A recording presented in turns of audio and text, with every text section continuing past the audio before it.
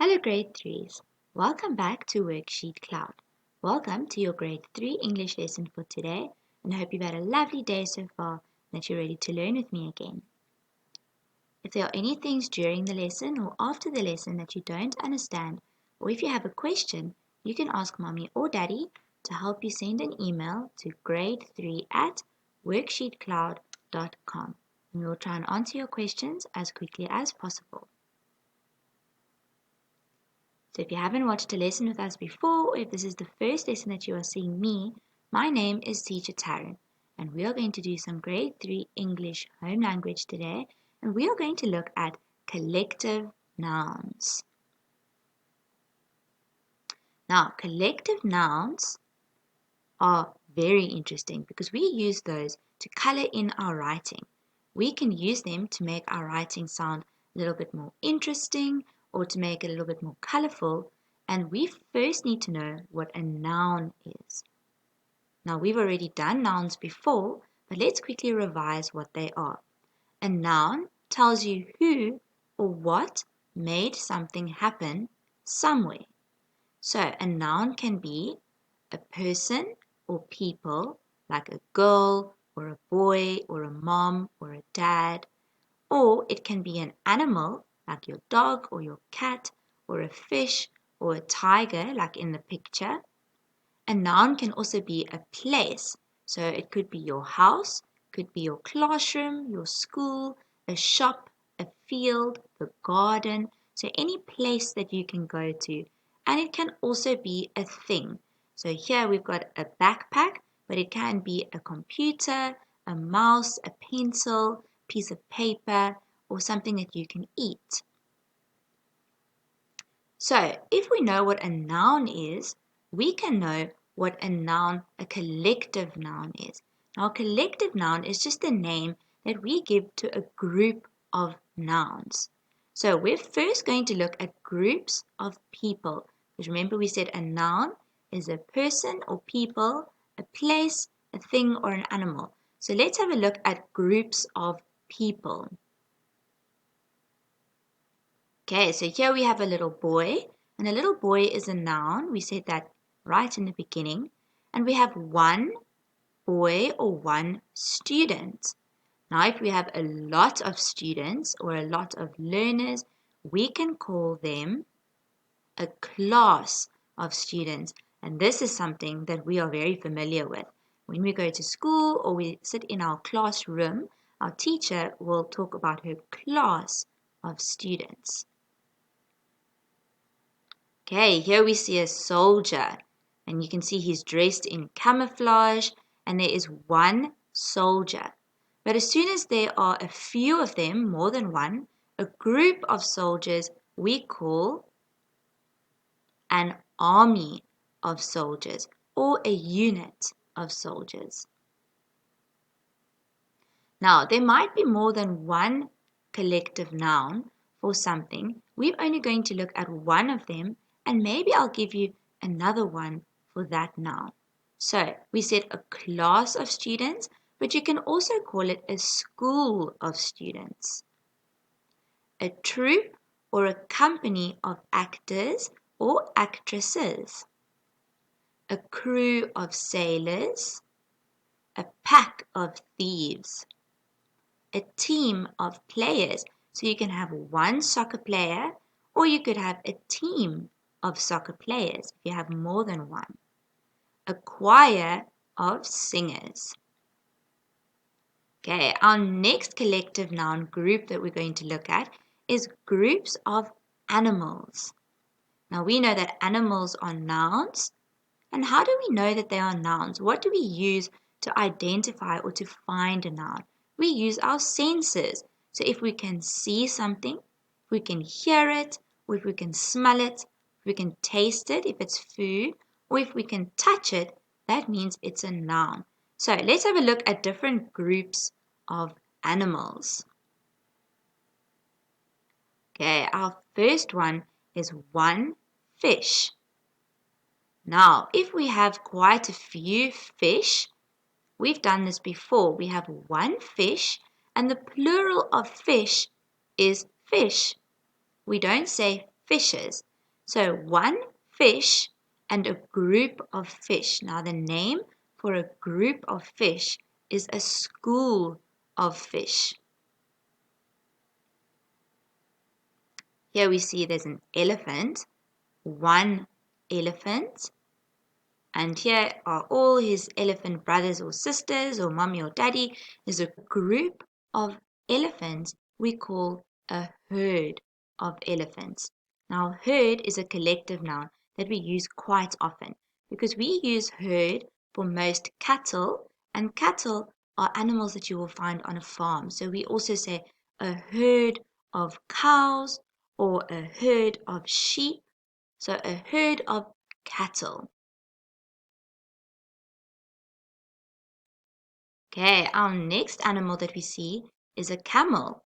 And here the camel's ready to walk. We have one camel. But if we have more than one, you can see camels normally walk in a line. They normally walk far distances. And a group of camels is called a caravan of camels.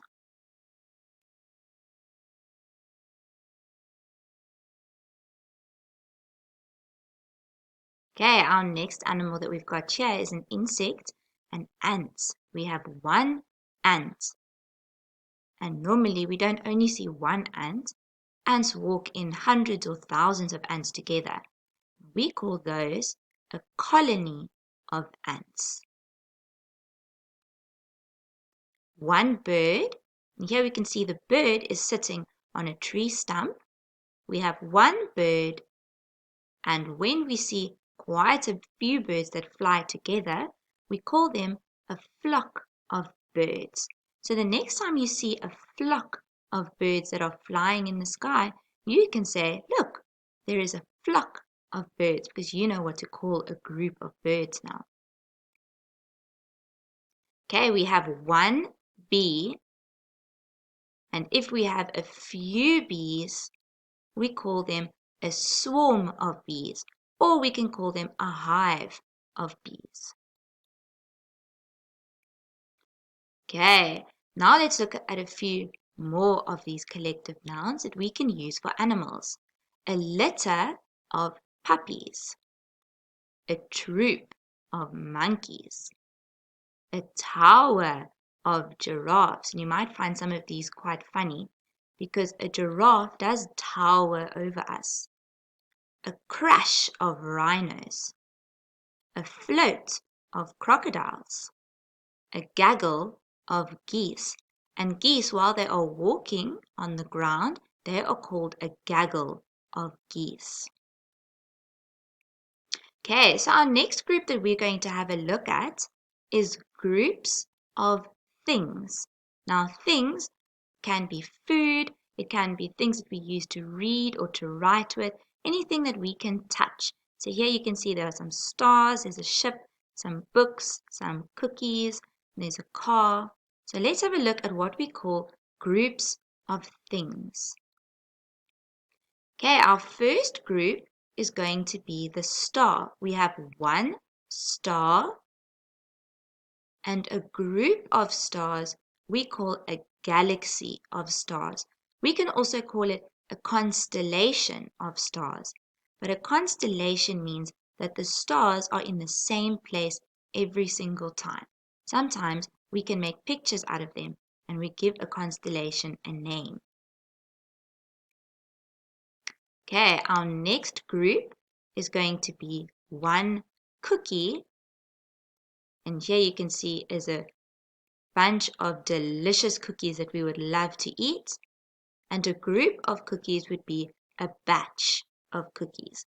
But we also use batch whenever we bake something. So anything that we can bake, like muffins or bread, we would say a batch of muffins that I just baked, or we could say a batch of bread or loaves of bread, and that's anything that we can bake in the oven. Okay, here I see some water and some waves crashing and one ship that is sailing on the water. And if we have a few of them, we call it a fleet of ships. Now remember, a sailor is someone who works on a ship. So we said that a group of sailors would be a crew of sailors. So we could say that there are crews of sailors on the fleet of ships.